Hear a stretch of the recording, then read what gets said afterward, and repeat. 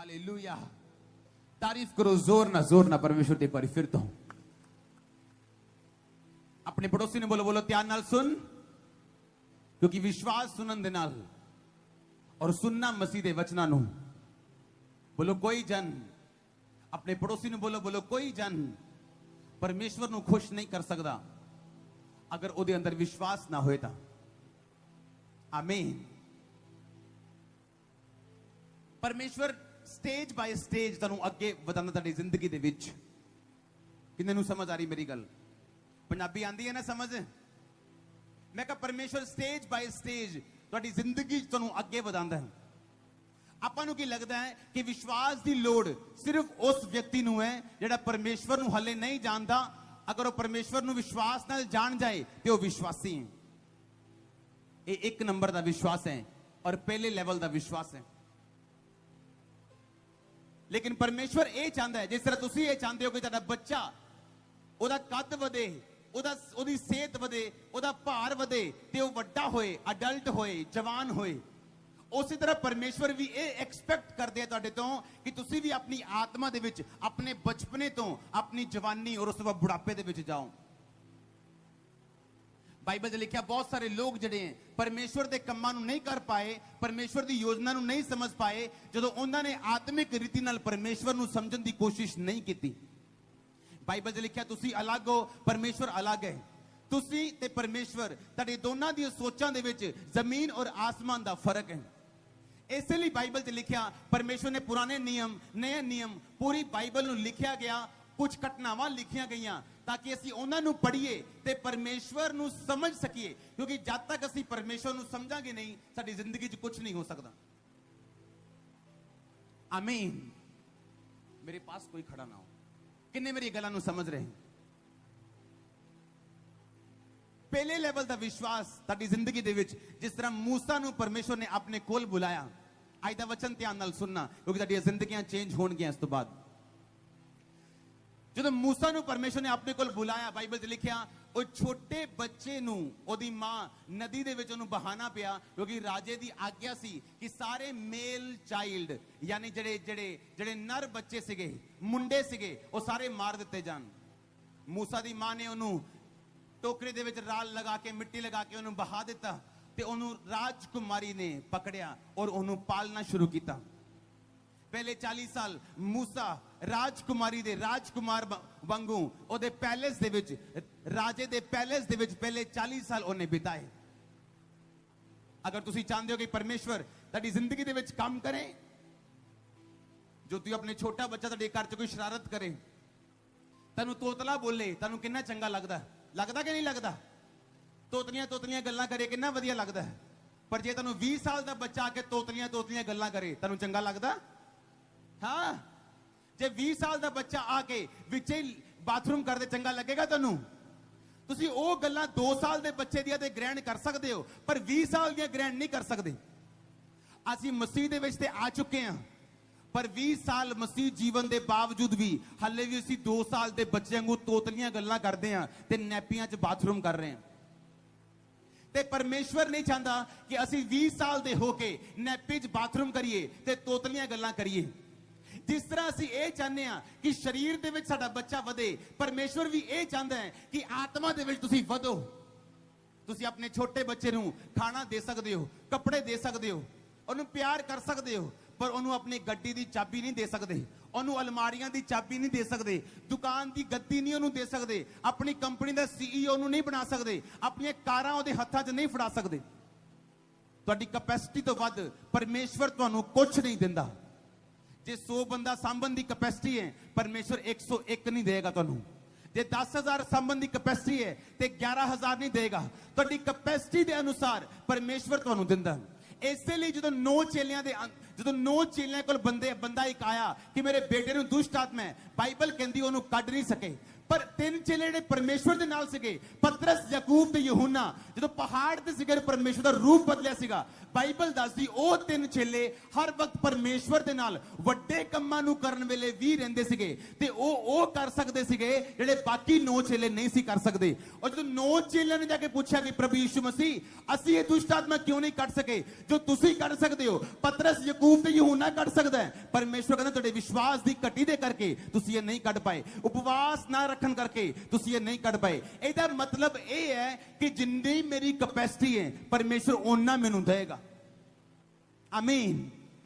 ਤੇ ਇਹਦਾ ਮਤਲਬ ਇਹ ਹੈ ਕਿ ਮੈਂ ਅਗਰ ਆਤਮਾ ਦੇ ਵਿੱਚ ਵੱਡਾ ਨਹੀਂ ਹੋਵਾਂਗਾ ਤੇ ਮੇਰਾ ਹਾਲ ਉਸੇ ਬੱਚੇ ਦੇ ਵਾਂਗ ਹੋਏਗਾ ਜਿਹੜਾ 20 ਸਾਲ ਦਾ ਤੇ ਹੋ ਚੁੱਕਾ ਹੈ ਪਰ ਹੱਲੇ ਵੀ ਨੈਪੀ ਲੱਗਾ ਹੋਇਆ ਹੈ। 20 ਸਾਲ ਦਾ ਤੇ ਹੋ ਚੁੱਕਾ ਹੈ, ਹੱਲੇ ਵੀ ਤੋਤਲੀਆਂ ਗੱਲਾਂ ਕਰਦਾ ਤੇ ਜਬਲੀਆਂ ਮਾਰਦਾ ਹੈ। ਤੇ ਹੁਣ ਮਾਂ ਖੁਸ਼ ਨਹੀਂ ਹੋ ਰਹੀ ਉਹਦੀਆਂ ਤੋਤਲੀਆਂ ਗੱਲਾਂ ਤੇ, ਬਲਕਿ ਨਾਰਾਜ਼ ਹੋ ਰਹੀ ਤੇ ਰੱਬ ਨੂੰ ਕਹਿ ਰਹੀ ਕਿ ਹਾਏ ਰੱਬਾ ਮੇਰੇ ਘਰ 'ਚ ਕੀ ਹੋ ਗਿਆ। ਔਰ ਅੱਜ ਜਿਹੜਾ ਵਚਨ ਤੁਸੀਂ ਸੁਣਨ ਜਾ ਰਹੇ ਹੋ ਇਹ ਤੁਹਾਨੂੰ ਆਤਮਿਕ ਤੌਰ ਤੋਂ ਵੱਡਾ ਕਰੇਗਾ, ਆਤਮਿਕ ਤੌਰ ਤੋਂ ਜਵਾਨ ਬਣਾਏਗਾ, ਤੁਹਾਨੂੰ ਮੈਚੁਰ ਕਰੇਗਾ ਯਿਸੂ ਮਸੀਹ ਦੇ ਸਾਮਰਥੀ ਨਾਮ ਦੇ ਵਿੱਚ। ਔਰ ਆਮੀਨ। ਹੱਲੇ ਵੀ ਛੋਟਾ ਚਰਚ।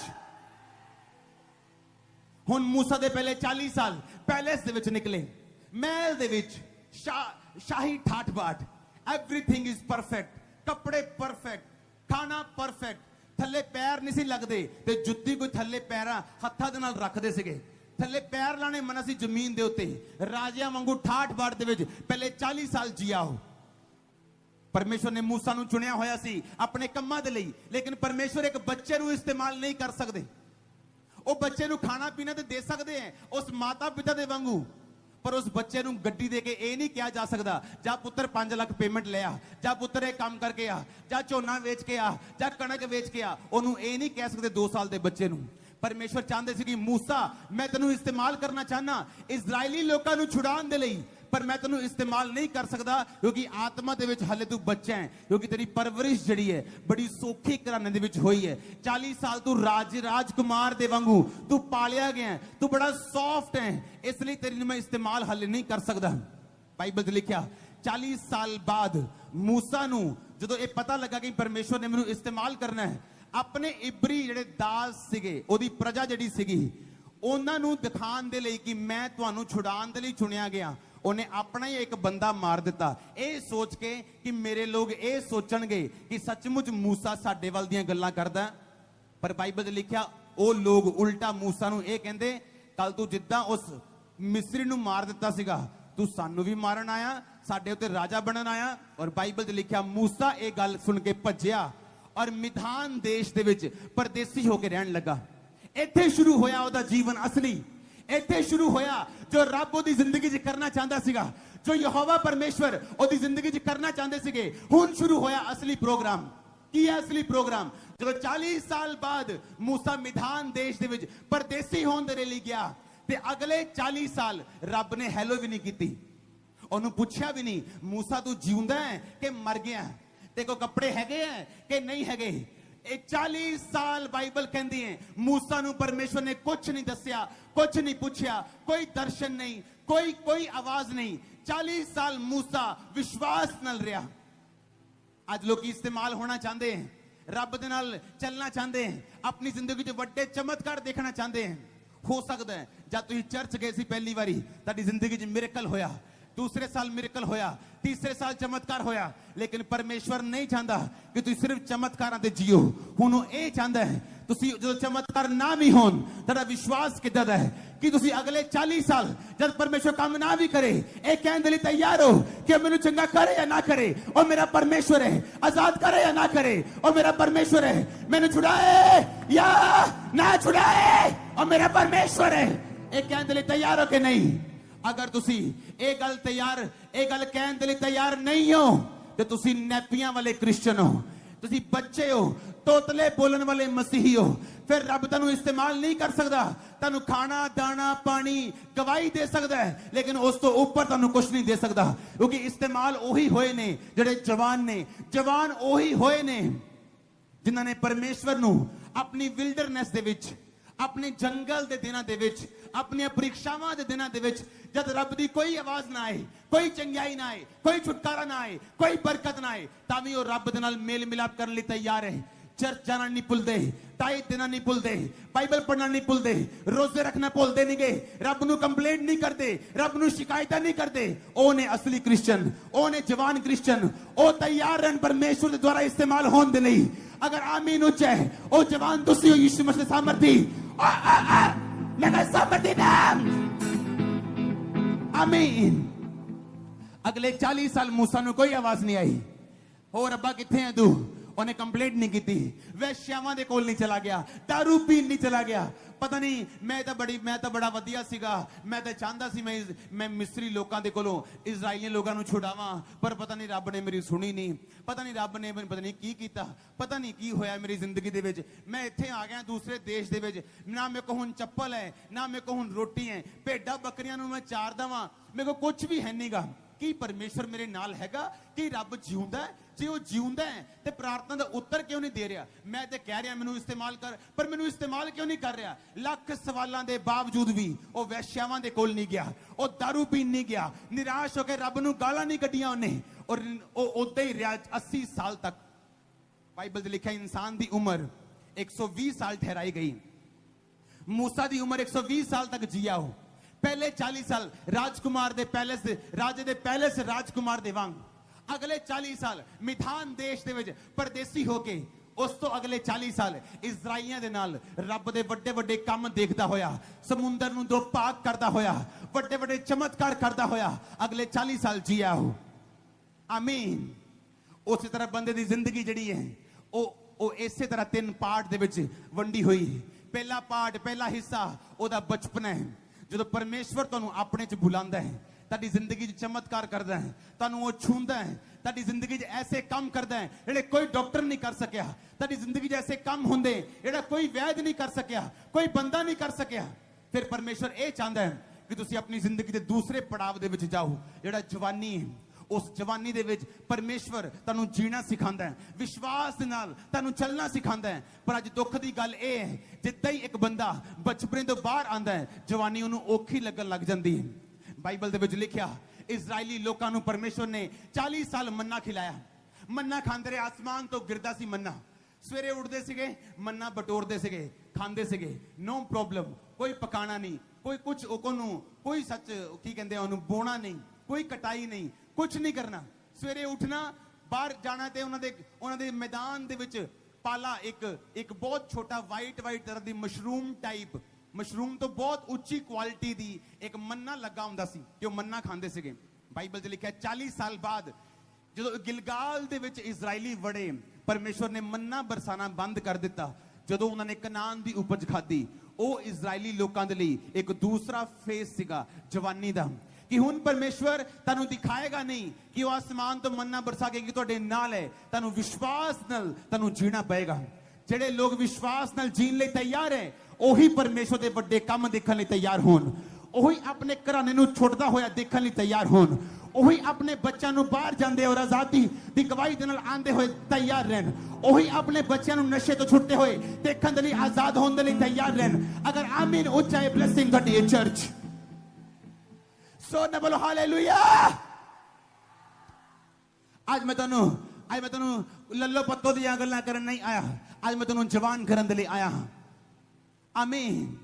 ਤੁਸੀਂ ਦੇਖੋਗੇ ਅੱਜ ਮਿਰੇਕਲਸ ਜਿਹੜੇ ਤੁਸੀਂ ਕਦੀ ਨਹੀਂ ਦੇਖੇ, ਪਰ ਪਰਮੇਸ਼ਵਰ ਦਾ ਮਕਸਦ ਤੁਹਾਨੂੰ ਆਤਮਾ ਦੇ ਵਿੱਚ ਜਵਾਨ ਕਰਨਾ ਹੈ, ਤੁਹਾਨੂੰ ਆਤਮਾ ਦੇ ਵਿੱਚ ਐਸਾ ਬਣਾਉਣਾ ਹੈ ਕਿ ਜਦ ਤੁਹਾਡੀ ਜ਼ਿੰਦਗੀ 'ਚ ਸਾਇਲੈਂਟ ਟਾਈਮ ਆਏ, 40 ਸਾਲ ਮਿਧਾਨ ਦੇਸ਼ ਦੇ ਵਿੱਚ ਪਰਦੇਸੀ ਹੋਣ ਵਾਲਾ ਟਾਈਮ ਆਏ, ਤਾਂ ਵੀ ਤੁਸੀਂ ਰੱਬ ਨਾਲ ਜੁੜੇ ਹੋ ਕਿ ਨਹੀਂ ਪਰਮੇਸ਼ਵਰ ਇਹ ਵੇਖਦਾ ਹੈ। ਆਮੀਨ। ਕਿਉਂ ਲੋਕਾਂ ਨੇ ਵਚਨ ਵੱਲ ਧਿਆਨ ਕਿਉਂ ਲਾਇਆ? ਪੁਰਾਣੇ ਲੋਕਾਂ ਨੇ, ਉਹਨਾਂ ਨੂੰ ਪਤਾ ਸੀਗਾ ਰੱਬ ਚਮਤਕਾਰ ਕਰਦਾ, ਉਹਨਾਂ ਨੂੰ ਪਤਾ ਸੀ ਰੱਬ ਵੱਡੇ ਕੰਮ ਕਰਦਾ, ਪਰ ਆਪਣਾ ਧਿਆਨ ਉਹਨਾਂ ਨੇ ਪਰਮੇਸ਼ਵਰ ਦੇ ਵਚਨਾਂ ਦੇ ਵੱਲ ਲਗਾ ਕੇ ਰੱਖਿਆ। ਇਸਹਾਕ ਦੇ ਘਰ ਜਦੋਂ 20 ਸਾਲ ਬੱਚਾ ਨਹੀਂ ਹੋਇਆ, ਉਹਦੇ ਮਨ 'ਚ ਵੀ ਸ਼ੱਕ ਆਂਦਾ ਹੋਏਗਾ ਕਿ ਮੇਰੀ ਪਤਨੀ ਰੱਬ ਵੱਲੋਂ ਹੀ ਹੈ, ਕਿ ਅਬਰਾਹਮ ਦੇ ਨੌਕਰ ਨੂੰ ਗਲਤੀ ਤਾਂ ਨਹੀਂ ਲੱਗ ਗਈ, ਉਹਨੂੰ ਕਦੇ ਮਿਸਟੇਕ ਤਾਂ ਨਹੀਂ ਲੱਗ ਗਈ ਮੇਰੀ ਪਤਨੀ ਲੈ ਕੇ ਆਉਣ ਦੇ ਵਿੱਚ। और 20 साल कोई बच्चा नहीं, रब दे वल्लों होने के बावजूद भी उसकी पत्नी दे कोई बच्चा नहीं। और बाइबल कहती शाम के टाइम इसहाक परमेश्वर के वचन का ध्यान करने के लिए मैदान दे विच जांदा सीगा, क्योंकि परमेश्वर के वचन ਨੂੰ ਸੁਣਦੇ ਰਹਿ ਕੇ ਗਵਾਹੀਆਂ ਨੂੰ ਸੁਣਦੇ ਰਹਿ ਕੇ ਸੰਗਤੀ ਨੂੰ ਕਰਦੇ ਰਹਿ ਕੇ ਤੁਹਾਡਾ ਵਿਸ਼ਵਾਸ ਜੀਵਿਤ ਰਹਿੰਦਾ ਹੈ ਔਰ ਤੁਹਾਡੇ ਵਿਸ਼ਵਾਸ ਦੇ ਜੀਵਿਤ ਰਹਿਣ ਦੇ ਨਾਲ ਤੁਸੀਂ ਜੀਵਿਤ ਰਹਿੰਦੇ ਹੋ ਔਰ ਤੁਸੀਂ ਮੌਕਾ ਦਿੰਦੇ ਹੋ ਪਰਮੇਸ਼ਵਰ ਨੂੰ ਕਿ ਤੁਹਾਨੂੰ ਬਚਪਨੇ ਤੋਂ ਉਹ ਜਵਾਨੀ ਦੀ ਉਮਰ ਦੇ ਵਿੱਚ ਲੈ ਕੇ ਜਾਏ ਤੁਸੀਂ ਆਤਮਿਕ ਜਵਾਨ ਬਣੋ ਇੱਕ ਬੰਦਾ 70 ਸਾਲ ਦਾ ਕ੍ਰਿਸਚੀਅਨ ਹੋ ਸਕਦਾ ਹੈ ਪਰ ਆਤਮਾ ਦੇ ਵਿੱਚ ਉਹ ਨੈਪੀ ਪਾਇਆ ਹੋਇਆ 2 ਸਾਲ ਦਾ ਬੱਚਾ ਵੀ ਹੋ ਸਕਦਾ हालेलुया और परमेश्वर ये नहीं चाहता कि असि आत्मिक बच्चे बने रहिए पहले 40 साल मूसा दे एक राजकुमार दे वांग कपड़े खाना और पीना और ठाट और बाट सी पर अगले 40 साल बिल्कुल उलट सी भेडां बकरियां नूं चारना आसान कम नहीं गा धुप च रहना छां च रहना बारिश च रहना औस च रहना अपनी भेडां और बकरियां दी रखवाली करनी अटैकां तो बचा के रखना भेड़ियां तो बचा के रखना ये आसान काम नहीं सीगा सिद्धा ही महल तो सिद्धा ही नौकरी ते आ जाना कुछ चंद रुपया दी नौकरी ये आसान काम नहीं सीगा लेकिन परमेश्वर भी बच्चों नूं इस्तेमाल नहीं करता वो भी कच्चे लोगों नूं इस्तेमाल नहीं करता वो भी देखना चाहता है वो भी परखना चाहता है कि ये सचमुच मेरा दास हैगा कि नहीं हैगा मेरा बेटा हैगा कि नहीं हैगा क्योंकि बाइबल दस दी है जिन्हों वो पुत्र बनाएगा उन्होंने कोड़े भी लगाएगा अगर तुहाडे कोड़े नहीं पे लिखा तुसीं उहदी संतान नहीं हो अगर दुखों दे विच असीं परमेश्वर दे नाल वफादार नहीं हां ते असीं नैपी पाए होए क्रिश्चियन हालेलुया और इसलिए परमेश्वर लोग कहते क्यों परमेश्वर बड़े काम नहीं कर पा रहा मेरी जिंदगी वो करना चाहता तुहाडी जिंदगी दे विच लेकिन वो एक्सपेक्ट करता है वड्डे कामां दे लई वड्डे विश्वास नूं और वड्डा विश्वास बनता है जदों जंगल दा टाइम आंदा है यीशु मसीह ने 40 दिन जंगल दे विच कटे 40 साल इजराइलियां ने जंगल दे विच कटे जंगल ओ टाइम है जब परमेश्वर जवाब ना दे परीक्षावां आन और असीं फिर भी परमेश्वर दे नाल खड़े रहिए अगले 40 साल मूसा परमेश्वर दे नाल खड़िया रहा और 80वें साल दे विच ਜਦੋਂ ਪਰਮੇਸ਼ਵਰ ਨੇ ਜਲਦੀ ਹੋਈ ਝਾੜੀ ਦੇ ਵਿੱਚ ਸਵਰਗਦੂਤ ਨੇ ਦਰਸ਼ਨ ਦਿੱਤਾ ਜਲਦੇ ਹੋਏ ਸਵਰਗਦੂਤ ਨੇ ਉਹਨੂੰ ਝਾੜੀ ਜਲਦੀ ਹੋਈ ਦਿਖਾਈ ਦਿੱਤੀ ਉੱਥੋਂ ਪਰਮੇਸ਼ਵਰ ਨੇ ਦੱਸਿਆ ਮੂਸਾ ਹੁਣ ਮੈਂ ਤੈਨੂੰ ਚੁਣਦਾ ਇਜ਼ਰਾਈਲ ਨੂੰ ਛੁਡਾਉਣ ਦੇ ਲਈ ਮੈਂ ਤੇਰੇ ਨਾਲ ਰਵਾਂਗਾ ਵੱਡੇ ਵੱਡੇ ਕੰਮ ਕਰਾਂਗਾ ਮੈਂ ਤੇਰੇ ਨਾਲ ਚਮਤਕਾਰ ਕਰਾਂਗਾ ਵੱਡੇ ਵੱਡੇ ਕੰਮ ਜਿਹੜੇ ਅੱਜ ਤੱਕ ਕਿਸੇ ਨੇ ਨਹੀਂ ਦੇਖੇ ਹੁਣ ਲੋਕ ਤੇਰੀ ਜ਼ਿੰਦਗੀ ਦੁਆਰਾ ਦੇਖਣਗੇ ਉਹਨਾਂ ਕੰਮਾਂ ਨੂੰ ਤੁਸੀਂ ਅੱਜ ਐਕਸਪੈਕਟ ਕਰੋ ਤੁਹਾਡੀ ਲਾਈਫ ਦੇ ਵਿੱਚ ਹੋਣ ਇਸ ਜਗ੍ਹਾ ਦੇ ਉੱਤੇ ਹੋਣ ਓ ਆਮੀਨ ਛੋਟਾ ਚਰਚ ਆਮੀਨ ਛੋਟਾ ਹੈ आज अपने मन को तैयार करके रखो कि सचमुच मैं परमेश्वर दे विच जवान बन के वापिस जावांगा मैं नहीं चाहता कि मैं बच्चा बन के वापिस जा मैं बच्चा ही बनया रहा हालेलुया